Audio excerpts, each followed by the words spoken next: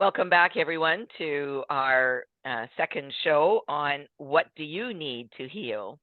In the first segment, we heard from Sarah Dawkins. Wow, the amazing healing power of celery juice and slippery elm bark. And today, I'm going to be talking about three things. Dalchiny, and you're probably wondering what the heck does dalchiny mean? Well, we'll tell you in a moment. And then we'll be discussing green smoothies and the healing power of green smoothies. And lastly, very simple but powerful peppermint tea. I even went out to my garden to pick some peppermint for you to show you today. Okay, so what is dalchiny? Raj, dalchiny means cinnamon, right? Is dalchiny mean cinnamon in your I language? actually I heard, but I'm not using. But I heard so many times dalchini. Okay. Okay, right. I'm I not think it's I'm not so much aware about this, to be very honest with you. no worries. It's okay.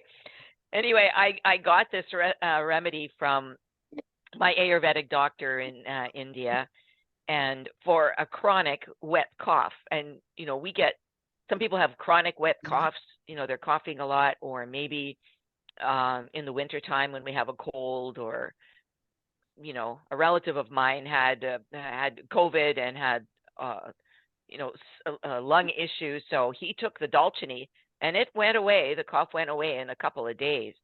So what is Dalchiny? Well, you want to write this down. It's 2 teaspoons of cinnamon, powdered cinnamon. You're going to get a jar. Okay. Get your jar. You put in 2 teaspoons of cinnamon, and then you're going to add 20 black raisins. So I love eating these on my own. They're so delicious. But what I do is I take 20 black raisins and I soak them for about 20, 30 minutes. And then I put them into a spice grinder because I want them to be all like a sauce kind of idea. So 20 black raisins, and then 4 teaspoons of cane sugar, and 4 teaspoons of ginger juice. Ginger juice is ginger juice is so healing in Ayurvedic medicine. So here I've got my ginger root, and I put it in a blender, a food processor, and then I squeeze the juice out of it. That's the easiest way to do it. So you're going to need 4 teaspoons of ginger juice. You mix all that in the jar, and you you lick the spoon, as my doctor says to me. You lick the spoon 3 times a day, and it really, I tell you, it's magical, magical. So please try it. So that he calls it Dalchiny. I don't know what else to call it, so you can call it Dalchiny. Okay, so that's my natural remedy number one, and it works miracle. Second thing I'd like to present is green smoothies. And I've been making green smoothies for a long time. And why do we want to have green smoothies? Which is basically into a blender, you put in all these greens and fruit, and you can put ginger and cinnamon, whatever you want in there. And I'll explain in a moment. And you blend it all up, and it's really good for digestive health. It's good for bone strength, for immunity support, for lowering your risk of chronic disease, for lowering cholesterol, et cetera, et cetera. So really good for helping clean the liver and the kidneys. Yeah. Detox, because we're taking in so many toxins every day with the food and the water we drink and so on and so forth. So what do you put into a green smoothie? Well, I went to my garden this morning and I pulled out some kale, right? So I put in lots of kale. I'll put in about 3 of these leaves. And I have different kale. So here's another version of kale. You can also throw in parsley, yeah, which is wonderful. You can throw in berries. And of course, blueberries are awesome as antioxidants, right, Sarah? Yeah, absolutely. Yeah. So you can throw in strawberries, blueberries, blackberries. Did I say raspberries? We freeze about 200 pounds of berries every summer. Wow. And we eat them every day. We put them in our smoothies, or I will put them into soups, eat them raw, on toast, whatever. Strawberries, also awesome. And you can add like a quarter of a banana. Here's a key, avocado. To make your smoothies smooth, you want to add about a quarter of an avocado because it makes it really creamy. And then you can add apple, half an apple with the seed. Do you know that Queen Elizabeth, you know how long she lived? They would give her arsenic every day, a little bit of arsenic in the form of an apple seed. Interesting. And then you can add oranges, whatever you want to add to your smoothies. And you can add cinnamon if you want for flavor. I also like to add ginger. My husband hates ginger, so I don't put it in his, but I make it for myself because it's really, it heats the body up in the wintertime, right? Makes you warm, makes the body warmer, and does a lot of cleansing. If you want to add some sweetener, you can add some dates or raisins, but you don't need to. The fruit has enough sugar in it, right? Sweetener. You can add almond milk to it, cashew milk. I don't add any of those. I just keep it pure with what we have here. So, You again, love ginger tea. pardon me? You love ginger tea also in winter. Yes, I love ginger tea. And in fact, when I have leftover ginger juice, when I'm making the dulcini, I will add it to black tea, for example, or it just, I don't know. I love the taste. Some people hate it, but I love it. So, anything to add on smoothies, Sarah?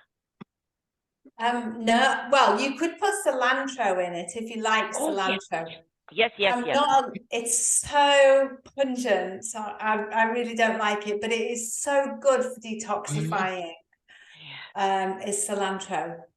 Yeah. And thank you. And I forgot to bring mine in from the garden, but mine's gone to seed. I need to replant it. But I go to the garden and I put it right in my mouth, right out of the garden. I love cilantro. You can also add arugula, which has a really lovely taste. Yeah. Spinach is excellent in a smoothie. Yeah. Any greens, the liver and the kidneys love the greens, the whole digestive system. And the arugula's got probiotics in it as well. It really helps digestion. Oh, no wonder I like it so much. Oh, thank you for that piece of wisdom there. So smoothies, and I make a big smoothie thing like that, and I'll probably drink half of it myself, and I'll give a little jar to my husband. I call it John's energy drink. To give him more energy. He laughs at that, but I put a label on it in the fridge. John's energy drink. Please drink every day. We have to encourage each other, right? We have some fun with it. Yeah. And then the last thing I wanted to present is peppermint tea. And here it is, right? I grow tons of peppermint in my garden, and then I put it in the dehydrator and I dehydrate it for the winter months to have dried peppermint tea. And relatives like it as well. Sometimes I just dry it in the sun on its own instead. So how do you make peppermint tea? It's so easy. You grab a pot, grab a pot of hot water, and all you need is just a little bit like this, or if you like it strong, throw the whole thing in. It's per your own taste. But peppermint tea is incredible. Listen to benefits of drinking peppermint tea. And I got this from healthline.com. It may ease digestive issues, and Sarah may have a lot more to say about that. It can help relieve tension headaches and migraines. And I notice that I get fewer headaches when I drink peppermint tea. It may freshen your breath. Absolutely. It may relieve clogged sinuses. So if you've got a cold or, you've got sinusitis or something, please drink peppermint tea. It may improve energy. So I also love to throw it in my smoothies. Yeah. It gives a lovely flavor to your smoothies. Here's another one. May help relieve menstrual cramps. may be beneficial against bacterial infections, may improve your sleep, may aid weight loss. There you go. May improve seasonal allergies, may improve concentration, easy to add to your diet. So bottom line, this little plant. Look at the benefits of this little plant. I'm amazed. Sarah, anything to add about smoothies or peppermint tea, or Raj, anything you want to add to my little presentation? Can I just say, I think it's the apple pips, it's cyanide, not arsenic. Oh, cyanide. Yes, that's in them. And they also contain vitamin B17. Okay. It's more potent in apricot kernels. So when you've eaten an apricot, crack the apricot, the nut, the seed in the middle open, and there's a tiny little seed in it. It tastes like very strong. What's the nut beginning with A? Almond. I was just having a bit of like a very strong almond. It tastes like strong almond. It's very potent in vitamin B17, and apple pips have it too, but not quite in the same concentration. And that's why we need to eat the seeds, because we're missing out on some of the vitamins that our ancestors ate. And they taste like almond too. Wow.